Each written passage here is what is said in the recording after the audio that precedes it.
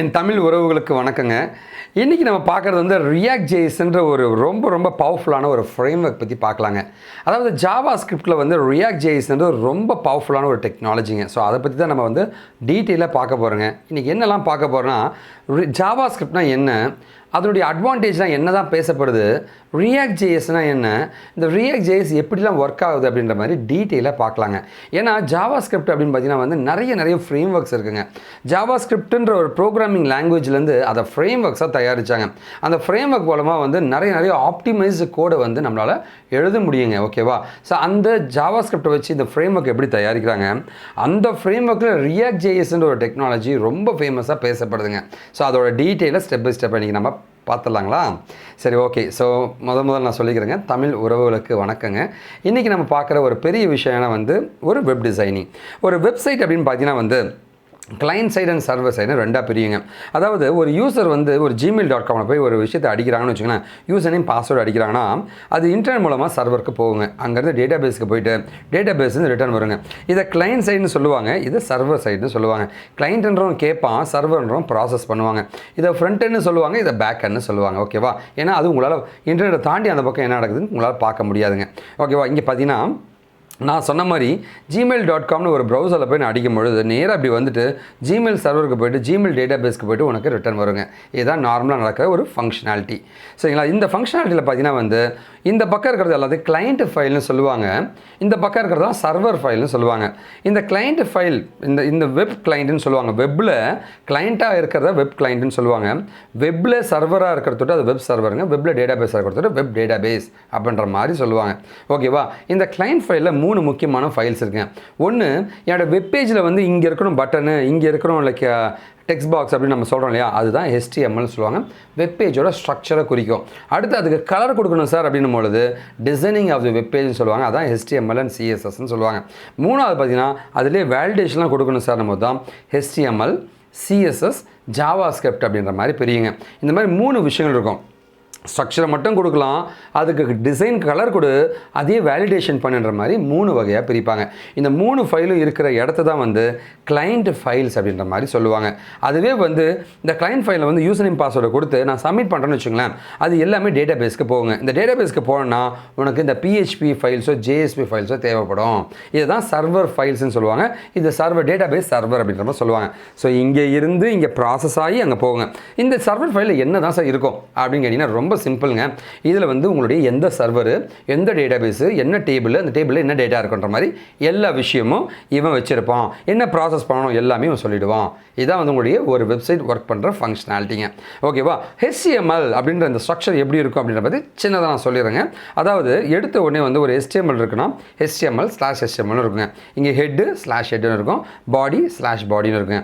இது ஹெட்டர், இது பாடி, இது ஃபூட்டர். ஒரு ஸ்ட்ரக்சரை க்ரியேட் பண்ணும் உங்களுடைய HTML. அடுத்து பார்த்தீங்கன்னா அதில் வந்து உனக்கு ஒரு ஸ்ட்ரென்த்தனான ஒரு விஷயத்தை உருவாக்குறது தான் JavaScriptங்க. அதுவே வந்து ஒரு கலர்ஃபுல்லாக மாற்றணும் அப்படின்னா அந்த இடத்துல தான் நம்முடைய CSS வேலை செய்யுங்க. இந்த 3மே சேர்ந்தது தான் வந்து ஒரு கிளைண்ட் ஃபைல்ஸ்ன்னு சொல்லுவாங்க. ஒரு வெப்சைட்டை டிசைன் பண்ணுறதுக்கு உருவாக்கப்படுற ஒரு விஷயங்க. ஓகேவா? ஸோ ஹெட்டிங்ஸு, பேராகிராஃபு, லிஸ்ட்டுன்னு எல்லாமே ஸ்ட்ரக்சர் நம்ம கொடுத்துக்கலாம். அதில் வேலிடேஷன்ஸ் பண்ணுறது, விட்ஜெட்ஸ் கிரியேட் பண்ணுறது, பாப்அப் பண்ணுறது எல்லாமே வந்து உங்களுடைய JavaScriptங்க. Font, colour, size, with, length எல்லாமே கொடுக்குறது உங்களுடைய CSSன்னு சொல்லுவாங்க. ஓகேவா? CSSன்னு சொல்லுவாங்க. அடுத்து நம்ம பார்க்குறது என்னென்னு கேட்டிங்கன்னா வந்து இந்த JavaScript அப்படின்னு பார்த்தீங்கன்னா இந்த JavaScriptலேயே ஒரு ஃப்ரேம்வொர்க்கை தயாரித்தாங்க, அதுதான் react.js ஃப்ரேம்வொர்க்குங்க. இந்த react.js ஃப்ரேம்வொர்க்னா வந்து ஒரு சிங்கிள் பேஜ் அப்ளிகேஷன் தயாரிக்கணும். பாருங்களேன், ஒரு பேஜ் தான் இருக்கும், சொயின் மேலே கீழே வருது இல்லையா, அதான் சிங்கிள் பேஜ் அப்ளிகேஷன். அந்த மாதிரி ஒரு விஷயத்தை தயாரிக்கிறதுக்கு நமக்கு JavaScript ஃப்ரேம்வொர்க் தேவைப்பட முடியும். அதில் react.js ஒன் ஆஃப் தி ஃப்ரேம்வொர்க்குன்னு சொல்லப்படுதுங்க. இந்த react.js ஃபேமஸுக்கு காரணமே நம்ம DOM மாடலை பொறுத்தாங்க. DOMனா என்னன்னா டாக்குமெண்ட் ஆப்ஜெக்ட் மாடல்னு சொல்லுவாங்க. ஒரு வெப்பேஜில் வந்து இருக்கிற காம்பனன்ட்ஸு, கண்ட்ரோல்ஸ்லாம் இருக்கு இல்லையா, அது எல்லாமே அழகாக அலைன் ஆகணும் அப்படின்னா வந்து இந்த DOM மாடலை யூஸ் பண்ணுவாங்க. ஓகேவா? ஒரு வெப்பேஜ் எப்படி உருவாகுதுன்னு கேட்டிங்கன்னா மொத்த வெப்பேஜும் ஒரு டாக்குமெண்ட்டு. அந்த டாக்குமெண்ட்டு ஹெட்டு லைக் உங்களோட HTML இருக்கும். அது ஹெட்டு பாடின்னு பிரியும். அந்த ஹெட்டுக்குள்ளே டைட்டிலு, அதுக்கப்புறம் வந்து மெட்டா டைட்டில் அந்த மாதிரி இருக்கும். பாடிக்குள்ளே உங்களோட கண்டென்ட்லாம் இருக்கும். அப்படியே அழகாக இப்படி ட்ராவல்ஸ் ஆகி வருங்க. இந்த மாதிரி சக்கன்னு உங்களுக்கு வந்து எல்லாத்தையும் பிரித்து போட்டு அழகாக கொடுக்குறது தான் டாம் மாடல்னு சொல்லுவாங்க. இது மூலமாக தான் ஒரு வெப் பேஜ் தயாரிப்பாங்க. இந்த டாம் மாடலே வந்து இன்னும் எஃபெக்டிவாக பண்ண முடியுமான்னு திங்க் பண்ணாங்க. அதை ReactJSல இம்ப்ளிமெண்ட் பண்ணாங்க. அதுதான் விர்ச்சுவல் டாம் மாடல் அப்படின்ற மாதிரி சொல்லுவாங்க. ஓகேவா?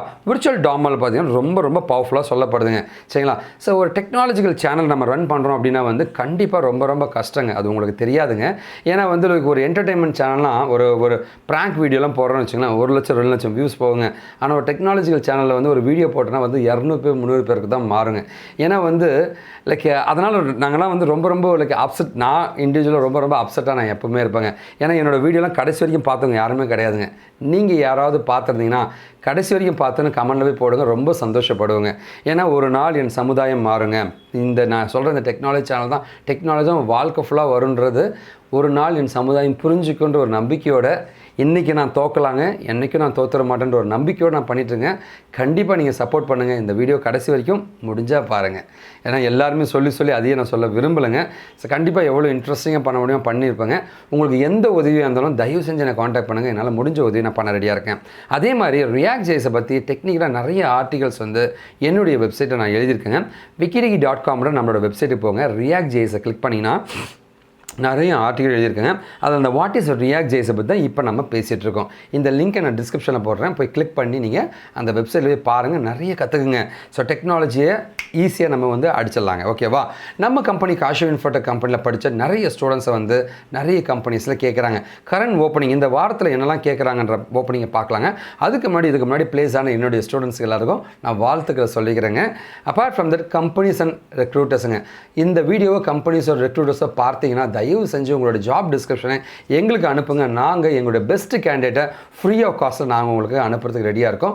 அதே மாதிரி என்னோடய ஸ்டூடெண்ட்ஸ் யாராவது இந்த வீடியோ பார்த்துட்ருக்கீங்க, சார் நான் கேரியர் பிரேக் இருக்குது, நான் கேரியரை மாற்ற வேண்டியது இருக்குது, இல்லை நான் வேலைக்கு போகணும், வேலை கிடைக்கல, எதுவாக இருந்தாலும் தயவு செஞ்சு என்னை காண்டாக்ட் பண்ணுங்கள். நான் என்னால் முடிஞ்ச உதவி உங்களுக்கு பண்ண ரெடியாக இருக்கேன். காஷிவ் இன்ஃபோடெக்கில் படிச்சிருக்க அவ்வளோ ஸ்டூடெண்ட்ஸுக்கும் ஜாப் வாங்கி தரேன் நான் ரெடியாக இருக்கேங்க. இது 3 மணி நேரத்துக்கு முன்னாடி வந்த ஓப்பனிங் நான் இப்போ பார்த்துட்ருக்குறேங்க.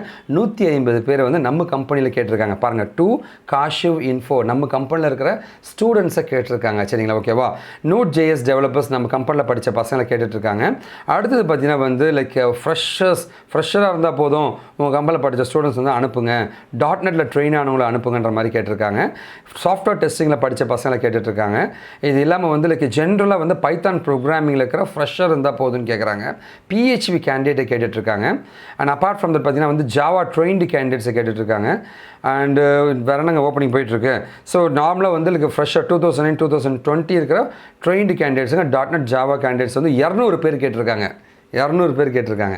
ஓகேவா? ஸோ நீங்கள் யாராவது என்னுடைய ஸ்டூடெண்ட் இருந்தாலும் காண்டாக்ட் பண்ணுங்கள். நான் முடிஞ்ச உதவி பண்ணுறேங்க. சரி, வாங்க நம்ம கதைக்குள்ளே போகலாங்க. What is ReactJS web development, அதை பற்றி தான் நம்ம பார்க்க போகிறோங்க.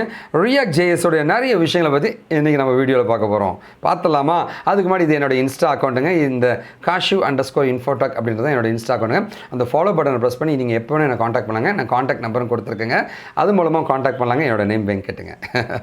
சரிங்களா? ஸோ JavaScript அப்படின்னு பார்த்தீங்கன்னா வந்து ஃப்ரண்ட் அண்ட் டெக்னாலஜியில் நிறைய டெக்னாலஜி டெய்லி ஒன்று வந்துகிட்டே இருக்குங்க. பாருங்கள், அநியாயத்துக்கு வந்துருக்குங்க.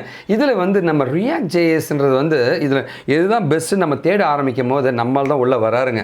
JavaScriptலேருந்து JavaScript ஃப்ரேம்ஒர்க்னா, சார் JavaScriptனா நார்மலாக ஒரு வேலிடேஷன் பண்ணுறதுங்க.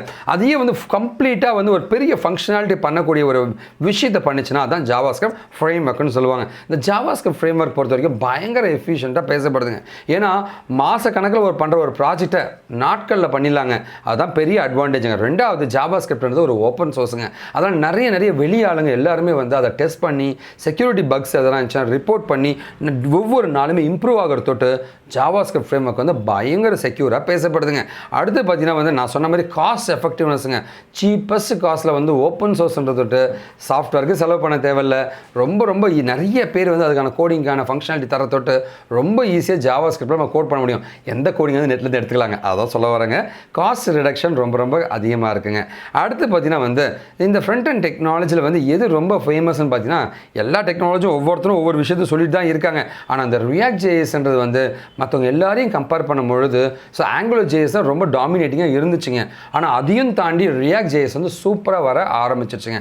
ஏன் சார் இந்த ReactJS ரொம்ப ஃபேமஸ்னால் அதுக்கு சில காரணங்கள் தான் இருக்குங்க. அதில் ஒன்று தான் வந்து நான் சொன்ன இந்த Tom model, virtual Tom model. என்ன தாங்க ஃபஸ்ட்லேருந்து இதை தாங்க சொல்லிருக்கீங்க, அப்படி என்ன தான் விர்ச்சுவல் டாம் மாடல் அப்படின்னு கேட்டிங்கன்னா ரொம்ப சிம்பிளுங்க. ஒரு வெப் பேஜ் இருக்குன்னா இது ஒரு வெப் பேஜுங்க. இது ஒரு வெப் பேஜாக இருந்துச்சுன்னா ஒரு சின்ன மாற்றம் மட்டும் வந்திருக்குன்னா அந்த சின்ன மாற்றத்தை மட்டும் கொண்டு போய் அப்டேட் பண்ணு, மொத்த வெப் பேஜும் லோட் பண்ணாத. ஒரு வெப் பேஜ் இருக்குன்னா அந்த சின்ன விஷயத்தை மட்டும் நீ பண்ணணுமே தவிர மொத்த வெப் பேஜையும் டெலீட் பண்ணிவிட்டு அங்கேருந்து ஃப்ரெஷ்ஷாக எடுத்தினா லேட் ஆகும். நார்மலாக இருக்கிற டாம் மாடல் எப்படி இருக்குன்னா ஒரு வெப்பேஜ் இருக்கா, ஒரு சின்ன சேஞ்ச் மட்டும், ஒரு வெப்பேஜில் ஒரு குட்டி சேஞ்ச் நடக்குதுன்னு வச்சுங்களேன், மொத்த பேஜும் போயிட்டு அழிஞ்சிட்டு புது பேஜ் எடுத்து லோட் பண்ணுவோம். ஐயோ எவ்வளோ நேரம் ஆகுதியா, மொத்த பேஜ் அப்படியே இருக்கட்டும்ப்பா, அந்த லோகோ ஹெட்டரு சைட் பார் எல்லாம் அப்படியே இருக்கட்டும், இந்த கண்டென்ட்டை மட்டும் அப்டேட் பண்ண வேண்டியது தானே. அதுதான் விர்ச்சுவல் டாம் மாடல்னு சொல்லுவாங்க.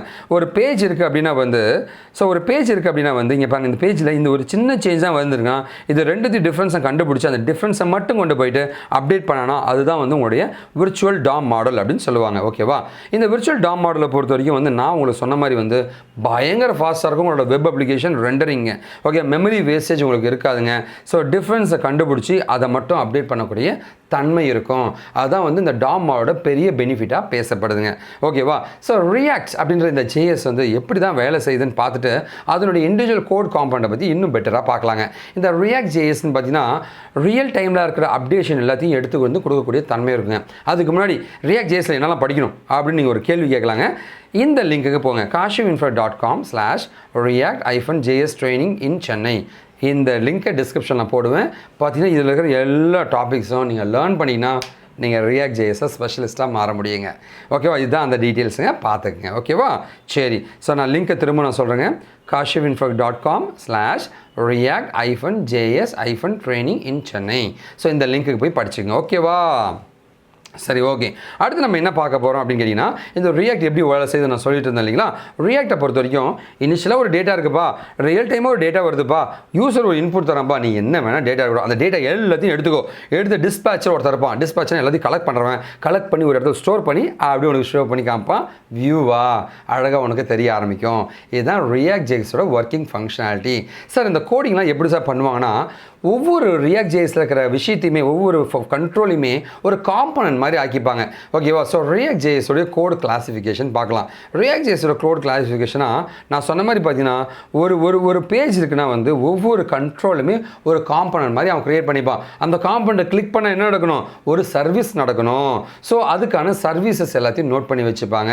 இது லாகின் பட்டனை ப்ரெஸ் பண்ணால் லாகின் சர்வீஸ் நடக்கணும், நியூ யூசர் பட்டனை கிளிக் பண்ணால் நியூ யூசர் சர்வீஸ் நடக்கணுன்ற மாதிரி அந்த சர்வீசஸ் அவன் நோட் பண்ணி வச்சுப்பாங்க. ஸோ ரியாக்டில் நமக்கு சர்வீசஸ் கிடச்சிருச்சுங்க. அடுத்து என்னங்க, எந்த பேஜுக்கு போகணுமோ அந்த பேஜுக்கு போக வேண்டியது தானே ரவுட்டிங்னு சொல்லுவாங்க, ஆர் நேவிகேஷன் சொல்லுவாங்க. ஏன்னா நிறைய காம்பவுண்ட் இருக்கிறதோட அதை மேனேஜ் பண்ணுறது அவ்வளோ ஈஸி கிடையாது, அவ்வளோ டஃப்பாக இருக்குங்க. அந்த மாதிரி மேனேஜ் பண்ணுறதுக்காக தான் தி ஸ்டார்டட் திங்கிங் இதுக்கு ஒரு நேவிகேட்டர் தேவைப்படும். அதுதான் ரவுட் அப்படின்னு சொன்னாங்க. ஓகே, ஒவ்வொரு காம்பவுண்ட்டுக்கும் ஒரு ரூட் இருக்குங்க. அதாவது இது எங்கே போகணுன்றது மாதிரி. ஸோ பாருங்களேன், ஒரு காம்பவுண்ட் இருக்கும், அதுக்கு ரூட் இருக்குங்க. ஸோ காம்பவுண்ட் இங்கே பாருங்கள், ஹோம் பேஜுக்கா இதுதான் உன்னுடைய ரூட்டு அப்படின்ற மாதிரி கொடுத்துருப்பாங்க. பாருங்களேன், ஹோம் பேஜா, ஹோம்ன்றது ரூட்டுங்க. அபவுட்ன்ற அந்த ஐக்கான் இருக்கா, அபவுட்ன்ற ரூட்டுங்க. கான்டாக்ட்ன்ற லிங்க் இருக்கா, ஐக்கான் இருக்கா, கான்டாக்ட்டுங்க. ஸோ ஒவ்வொரு காம்பனண்ட்டுக்கும் ஒரு ரவுட்டை கொடுத்துருவாங்க. அது மூலமாக எல்லாம் கிளியராக செக்ரிகேட் ஆகி அந்த வேலையை பண்ணுற மாதிரி பிரித்து வச்சுருப்பாங்க. அது மூலமாக உங்களுக்கு குழப்பமே இல்லாமல் அழகாக கோடிங் எல்லாமே தனித்தனியாக பிரித்து எழுதக்கூடிய தன்மை, தனித்தனியாக பிரித்து வேலை செய்யக்கூடிய தன்மை இருக்குங்க. அதுதான் ரவுட் அண்ட் நேவிகேஷன் இன் ரியாக்ட்னு சொல்லுவாங்க. ஓகேவா? So as I told you, ஒவ்வொரு காம்பவுண்ட் இருக்கும், அதுக்கு தனியாக சர்வீஸ் இருக்கும், அது அந்த ரவுட் மூலமாக போயிட்டு வேலை செய்ய ஆரம்பிச்சிடுங்க. இதுதான் ரியாக்ட் JSோடைய கோடிங் ஹைரார்க்கியாக இருக்குங்க. ஓகே, அழகாக பிரித்து எழுதக்கூடிய தன்மை இருக்குங்க. ஓகேவா? ஸோ நீங்கள் கேட்கலாம், சார் நான் ரியாக்ட் JSல ஒரு ஸ்பெஷலிஸ்ட்டாக மாறணும் சார், ஒரு வெப் டிசைனிங் ஸ்பெஷலிஸ்ட்டாக மாறணும். ரொம்ப சிம்பிளுங்க. அதாவது ஒரு கோர்ஸை படிக்காமல் நிறைய விஷயங்களை படிக்கும்பொழுது இதில் இல்லைனாலும் ஏதோ ஒரு இடத்துல உங்களுக்கு வேலை கிடைக்க வாய்ப்பு இருக்கும். அதனால் எப்போவுமே என் ஸ்டூடெண்ட்ஸுக்கு ஒரு பேக்கேஜை தான் நான் சஜஸ்ட் பண்ணுவேங்க. நீங்கள் என்ன பண்ணணும் அப்படின்னு பார்த்தீங்கன்னா, நீங்கள் கேட்கலாம் எப்படி சார் இதை படிக்கிறதுனா நம்ம கம்பெனி காஷிவின்ஃபோடெக் இன்டர்ன்ஷிப்ஸுங்க கோர்சஸ்ன்னு 2 வகையாக ட்ரைனிங் கொடுத்துட்ருக்கோம்.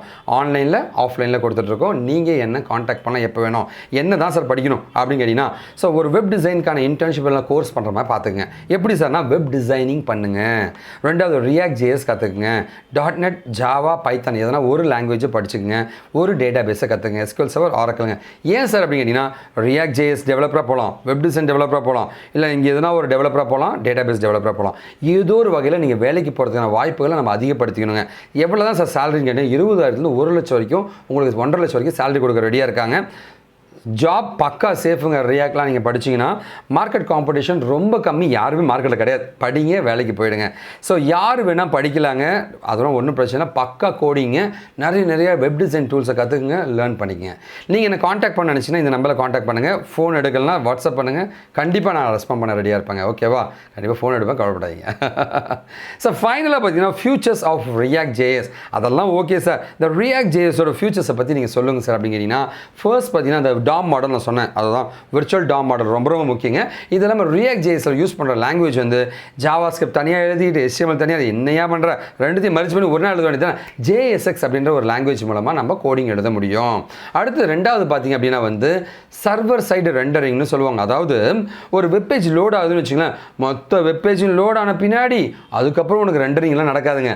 ஒரு வெப்பேஜில் இருக்க பேசிக்கான டிசைன் வருதா, வந்த பின்னாடி பேக்ரவுண்டில் JavaScriptலாம் லோட் ஆகிட்டு இருக்கும். ஆனால் உனக்கு வெப்பேஜ் காமிச்சிடுவான்.